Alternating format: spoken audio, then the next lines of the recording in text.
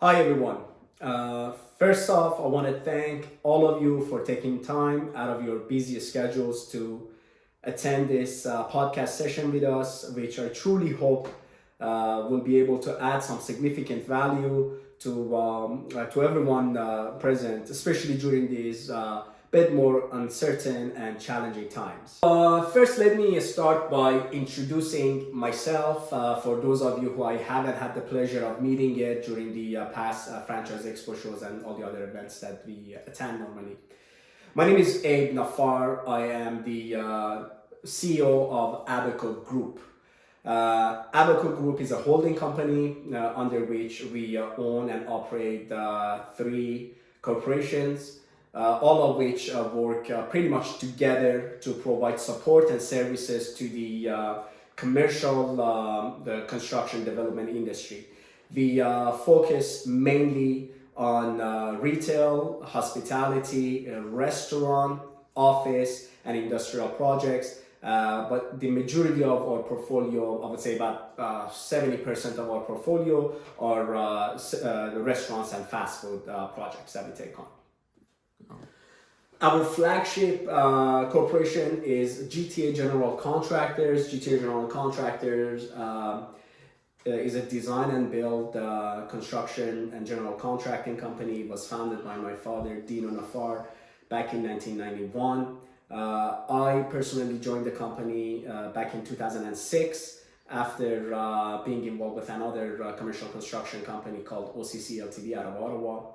And it was actually back in 2006, the same year that we first joined the franchise expo, and we haven't looked back since then. It's been great for us. It's added a lot of value, and we've got the opportunity to meet a lot of valuable and leading clients and brands as well.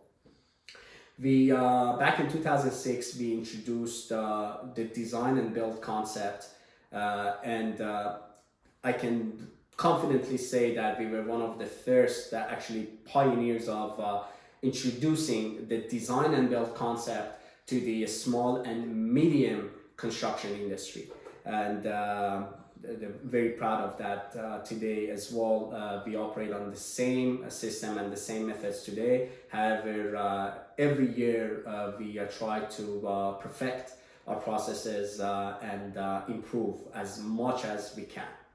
Today, our family of companies include also a specialty product hardware. Specialty product hardware is a Division 10 commercial construction product and fixtures wholesaler and supplier. And our newest member of group, Sanitans, which is a facility maintenance and hygiene solutions company that works toward maintaining the peak performance of facilities that we construct, and obviously provide the same service to other clientele base as well. All right, now that you know a little bit more about us, let's get started with our topics of the discussion today. Today and in this session, in this podcast, what we wanted to cover is to try to shed some light and provide some information and clarity on the process that's involved with development of your physical brick and mortar location for whichever business or franchise you end up moving forward with and you end up buying into.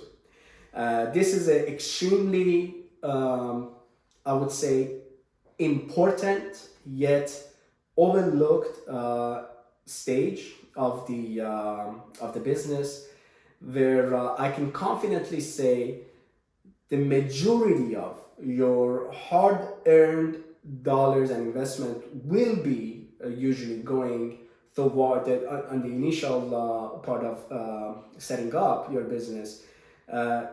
The majority of the cost and investment will be going towards the actual brick and mortar development, construction, and finishes of your physical location, be the restaurant, retail, office, daycare, whatever it is, and the cost of fitting it out with furniture, equipment, fixtures, lighting, you name it.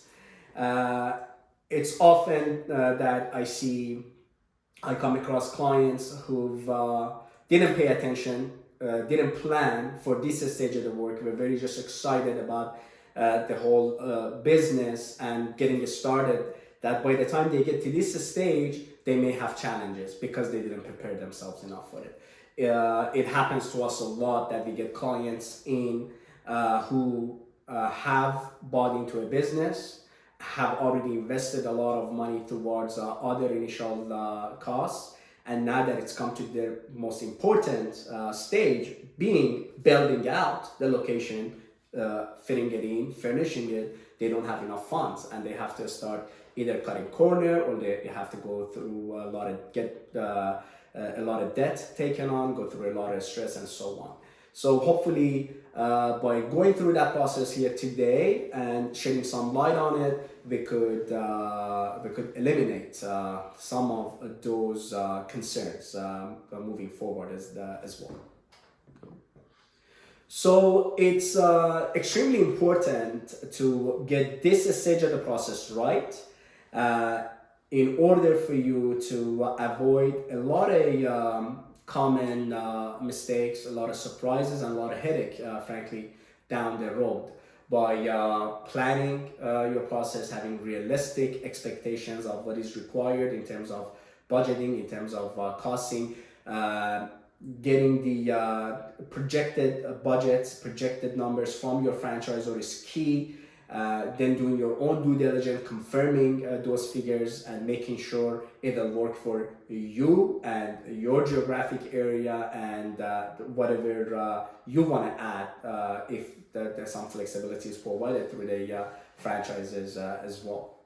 So extremely important to get this process right. Getting this stage of the game right, your budgeting, realistic budgeting, can help save you a lot of money, which you would have to work really hard after your business is open to generate. You could save that money right off the bat by doing your homework, by having a realistic idea on your costs, your budgets, and obviously having the right team on your side as well that can help you with all of that as you go. Depending on if you're buying into a franchise and a brand, or if it is your private brand and business that you're developing, some information will be given to you, some support will be given to you, and some things you have to work on yourself. If you're buying into a franchise, most franchises where brick and mortar development is a part of the process will provide you with a cost projection on what you're going to spend in average on your construction, on your design, on your fit out of equipment, furniture, and so on. That said, that doesn't mean that it's always accurate. Construction changes all the time, market changes all the time, costs vary based on the location that you're getting, based on what that location comes with. The logistics of any specific project, the type of hurdles that you may have to work around based on the municipality requirements and so on, availability of certain material, all of that affects your construction cost and your construction budgeting. And that is why it's so important for you to always do your own due diligence ahead of the game and get it right and confirm those numbers that are given to you by the franchise, or if it's your own private business, your own private brand that you're building out. Again, you want to do your homework to make sure you have a good grasp of what the costs are in the market and what your maximum budget should be for the project, so you don't again end up surprising yourself. So the first thing that happens, either before you buy into the franchise or want to start your project, or after you've bought into the franchise, everything is set up, good to go, and now you need to have an actual physical location, actual physical business for the franchise concept. Depending on how you go about it, sometimes, a lot of times, franchises do provide you with ideas and with options on locations based on the territory that you bought into, that you can work with. Or a lot of times you end up buying into the franchise and the franchise concept, and you now have to go and find a location within that territory that is given to you. And I want to say, as important as every stage is when it comes to planning, this is again one of those high priority stages, I would say. Your location, aside from the old saying, location, get the right traffic, get a lot of foot traffic in order for you to have exposure and whatnot. Aside from all of that, your location is significantly important because your location defines 40% of what your costs are going to be once you start your construction. And it defines if you're going to stay within those preset budgets that you've developed or has been provided to you by the franchise, or if you're going to go below that, or if you're going to go above that. I'll give you an example. If, for example, you're buying into a food concept franchise, fast food concept franchise, let's say, and in that fast food concept franchise, you have a certain territory and you're looking for locations. Sometimes if you come across a location, and I've had a client with the same exact scenario just a couple of weeks ago, if you come across a location that, for example, is empty now because there was an existing restaurant in it, and unfortunately, I can see a lot of that happening, especially for this year and next year with everything that we went through with the coronavirus situation. A lot of locations are coming up, unfortunately, where the businesses couldn't keep up with the cost due to the effect of the whole COVID-19.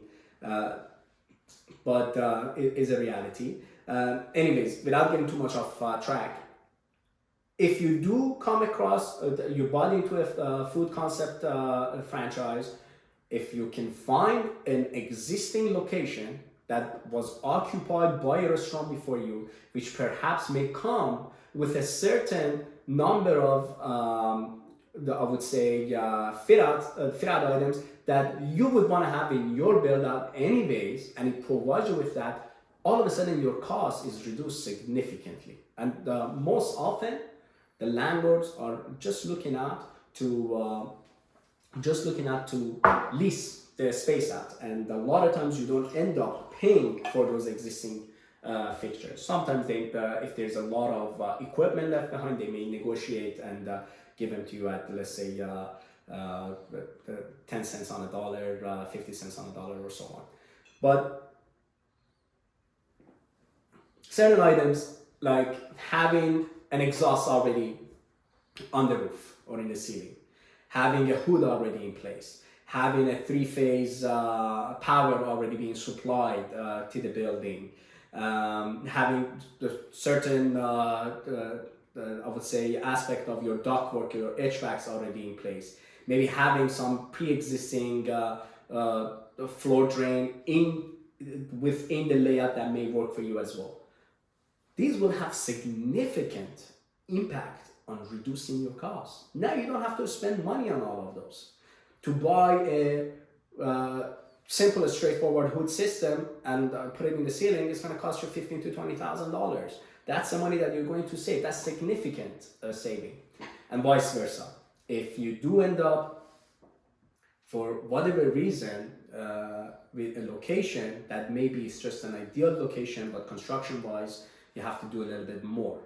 Or overall, you come across a brand new location that you have to put in everything from scratch, naturally your costs are going to be a bit higher. So you want to make sure that the budgeting that's been provided to you or you've developed is enough for you to make this concept into a reality in that location, depending on so many factors, from structural needs to mechanical needs, electrical needs, plumbing needs, and so on. So the next very important item here is having the right design, which obviously means you have to have the right design team. and right architectural team on your side. This is very important and can affect your project in a major fashion by, again, getting it right, hopefully. It's very important to have a design team that first understands your vision, the franchises, if it is a franchise, the franchise's vision, the franchise's brand and culture that you want to create in the new space and in the new business. And it is very important to have a designer who has a good grasp of costs in the ongoing construction costs in the market, and who has a good idea of what your budgets are and where you want to direct your budgets accordingly, and to be able to get the result that you want, the ultimate result that you want, with the budget you have in hand and by inputting all the main points of the franchise or the brand into it as well. This is where I would recommend strongly a design build approach. A design build approach helps you avoid this type of headaches if you have the right team by, for example, not having a design that's for a Cadillac, where in reality your budget is, and your concept perhaps, is a Chevy. Because in that case, if you're hiring a separate design firm, separate architectural firm that is isolated from the franchise or from your vision, and isolated from the contractor, from the construction, they may go out there. Everyone wants to put their best foot forward. They put out their best work. They may design a really beautiful concept for you with a lot of different elements that built into it. But when it comes to construction, whether you take it to a construction company like us or any other construction company that provides quality work, when they look at it, the cost that comes out, that gets to be estimated, is the cost of a Cadillac where your money was for a Chevy. You never want to be in that situation, because at that point, you a lot of times have to change your design, put again more time, more the valuable money towards changing the design, and you've wasted a lot of time and money before that as well. So it's very important to have the right design team in mind. It's also even more important, I would say, to maybe select to go with a design build company such as ourselves, where the contractor works hand in hand in every stage of the design with the design team to make sure you're getting the best bang for your buck at the end when the design is done and there are no surprises down the road.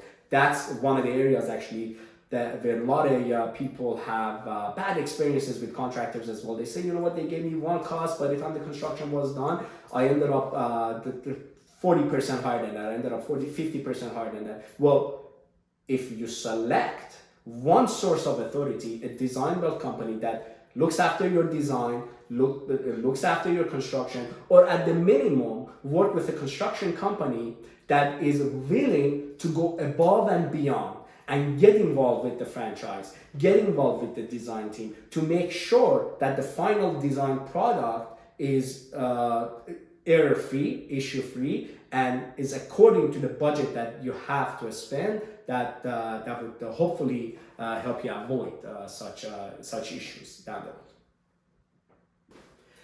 And one of the final pieces of puzzle in this process, and before you get started with your construction, I would say, is your construction team, your general contractor, your general contracting team.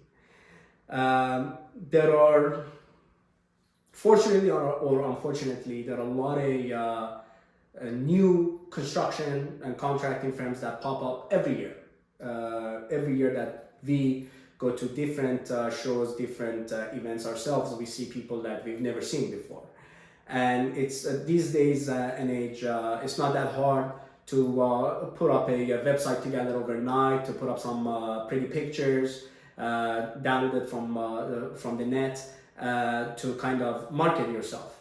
But it is your job as the person who's responsible for that business, and it is your job as the person developing this this business to select the right contractor, and that requires doing a bit of a due diligence. It requires doing a bit of a homework to get it right.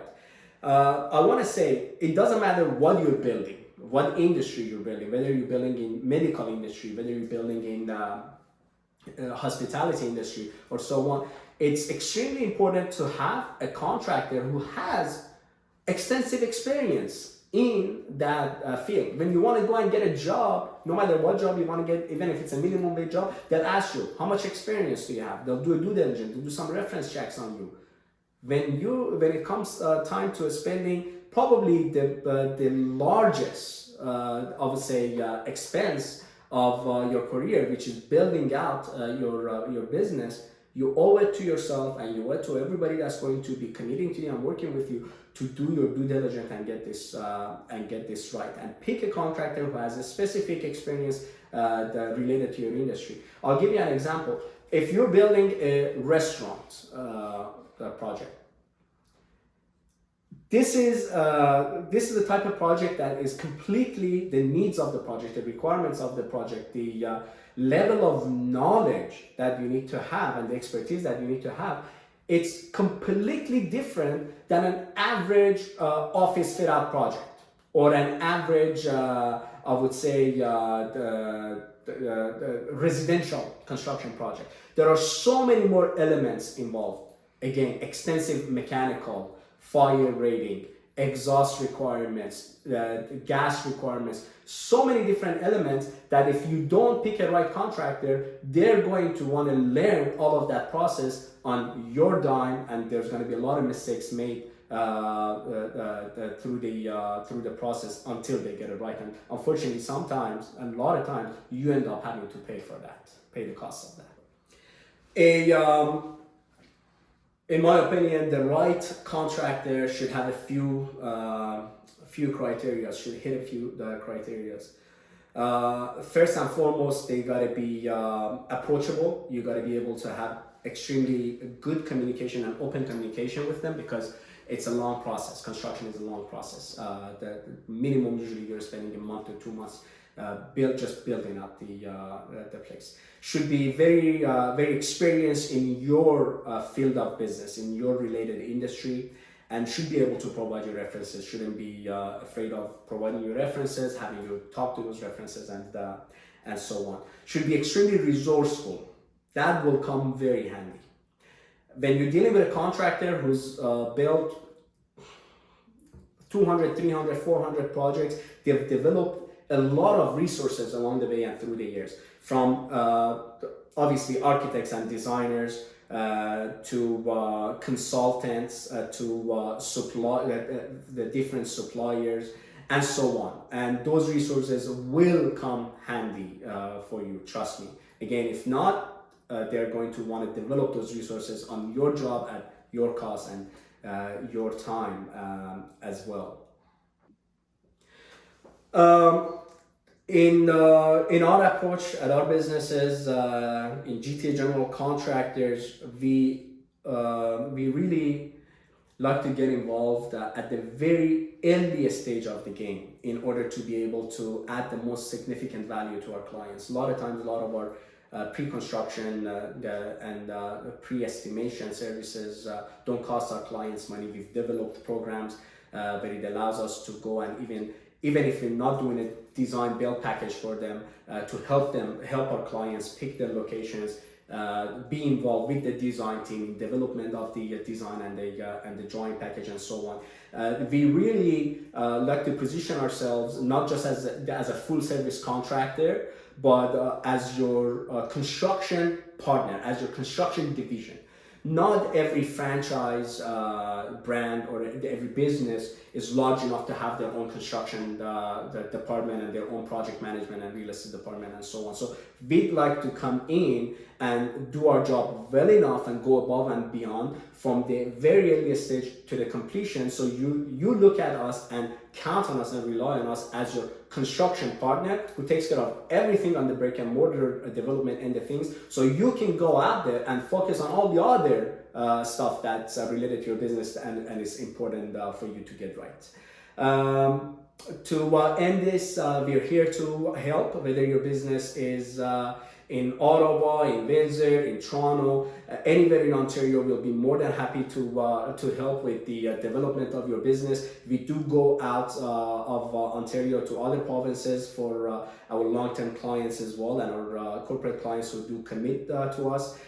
Any questions, I'd love to answer, and you can always reach out to us by visiting our website at gtageneralcontractors.com, or you can call our office at 647-341-1030, and myself or one of our project managers and associates will be more than happy to help and answer any question you may have.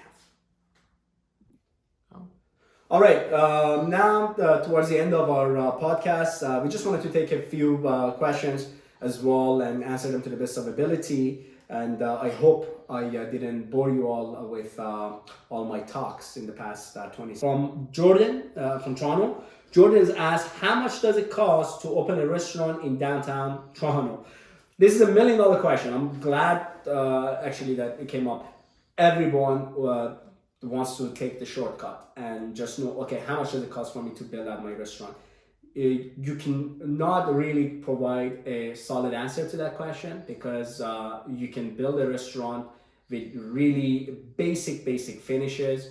If you don't have a lot of engineering requirements in terms of mechanical engineering, structural engineering, those affect the cost significantly. Your cost could be much lower if you, based on the location that you have, if you do require engineered input and more, I would say, structural, mechanical, plumbing, electrical work, your cost is going to be higher based on that. It all depends on what your location already comes with, like we've covered a bit earlier, and the type of finishes that you want to put in.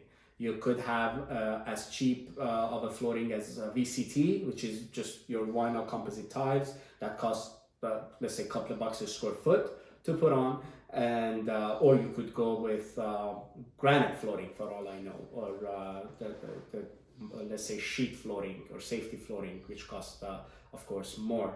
So it all really depends on what you're building. To give you an idea, because I don't like to leave any question unanswered, and this is what I usually tell people who come to us, either at the office or call the office or come to us to the shows and ask how much does it cost to build per square foot. I can tell you for a standard, very standard takeout facility where you don't have a lot of dining seating, for that matter, is mostly quick serve, in and out, and going with mid-grade construction. These days, in the past couple of years, I've seen them get done for let's say around $150, $160, as low as that. Again, depending on the location. If the location has more requirements in terms of engineering, your cost will go up. And from that point on, the more high-end you want to go, and the more upgraded finishes you want to use, your cost is going to go up. Go up from there. Millwork will have a significant impact on your cost, aside from your finishes and your engineering requirements and so on. And by the way, the cost that I'm talking about does not include your equipment and your fixture costs. Those are usually separate.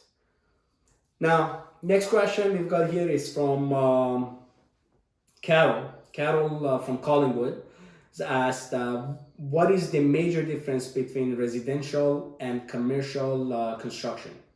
Well, the first difference is the use of property. Residential construction is not visited by the public as much. It's used for built for your own household.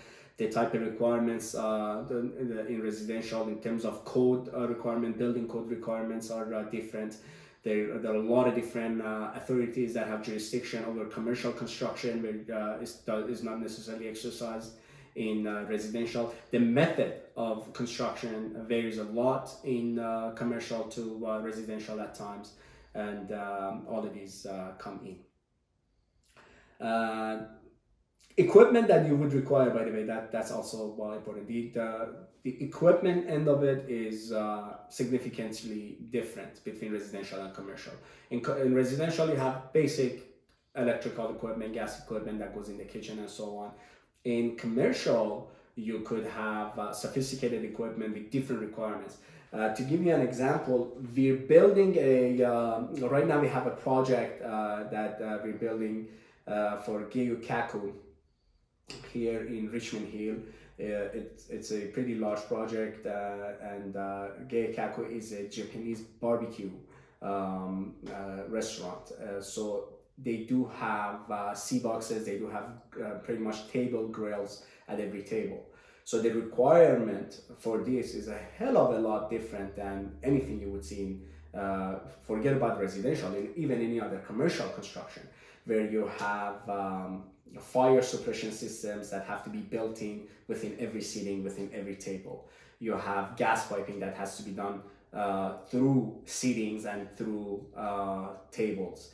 You have electrical going through all tables. You have to manage communication and shutdowns between equipment to equipment. So depending on the project, the difference could be massive. And this is why, again, you want to have a contractor working with you who has experience with this. Otherwise, your timeline, budget, everything gets affected. A 6 months project could end up taking you 2 years because your contractor wasn't learning on your line. Next question is coming from Priya from Brampton. Priya's asked, what type of permits do I need to build a restaurant in Ontario?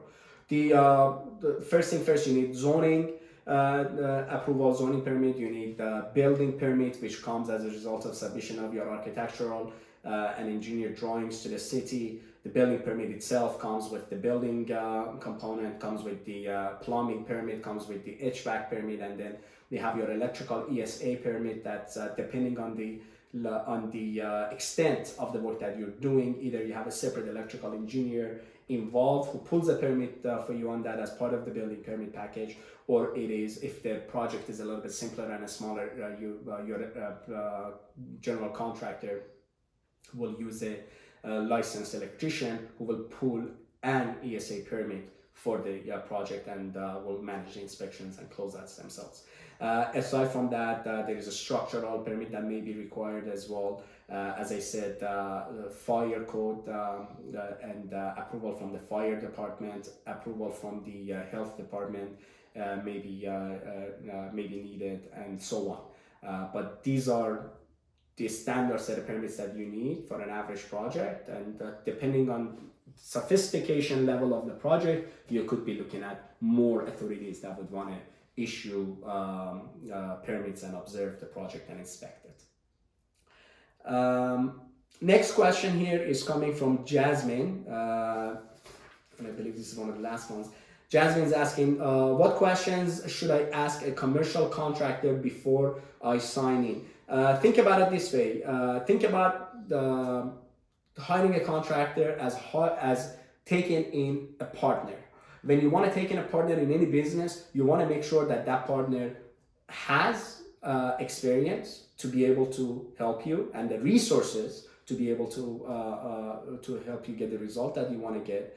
And you want to make sure that they can actually deliver on those promises that they make to you, which comes by obviously first thing first, I would say check out the operation of the contractor.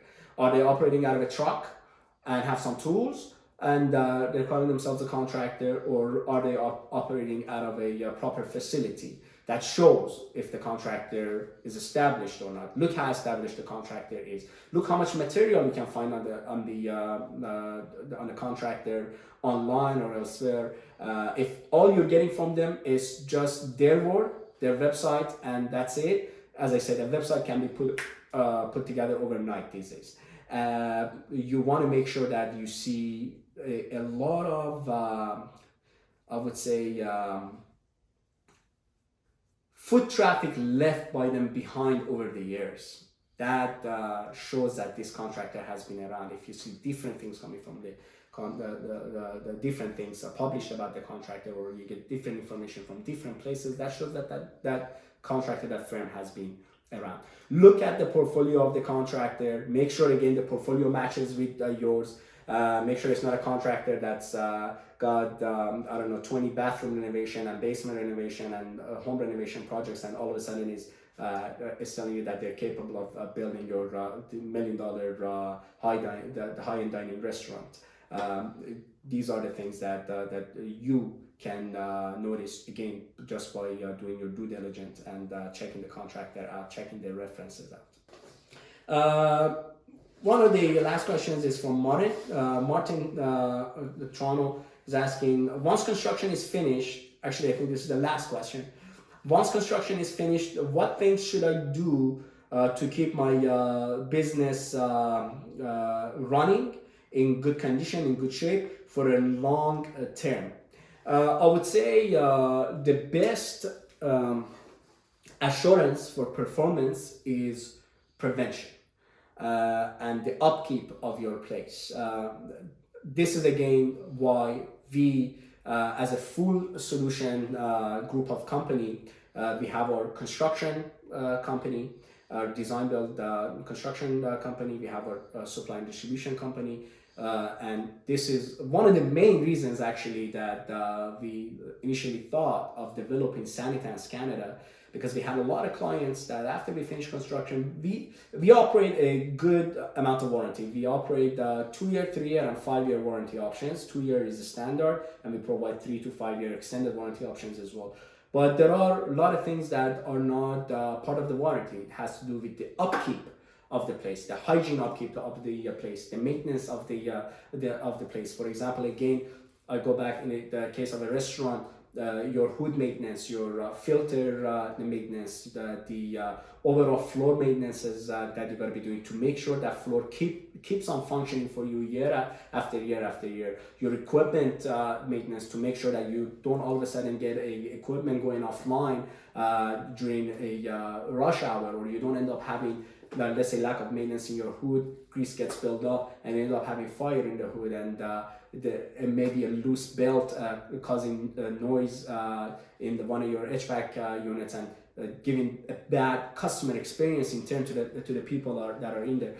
So I would say the best thing you can do is do as much upkeep and hygiene as you and your staff are capable of doing on your own. And above and beyond that, it would be a great idea for anyone to have a facility maintenance company such as Sanitans to work with them. The monthly fees are quite minor in comparison to what you're getting, and your hygiene is checked, maintained all the time. Your chemicals are checked that are being used in the place are checked and maintained all the time. Your restaurant equipment are constantly being maintained, constantly being inspected to make sure they're functioning at their peak. Your filters for the hoods are getting changed, fan belts are getting changed, and so on, you name it. And again, it's just like a car. If you change the oil in time, if you use all the parts properly, if you do routine maintenance, that car is going to run for you for maybe up to 300,000 kilometers, even for that matter, some cars even more.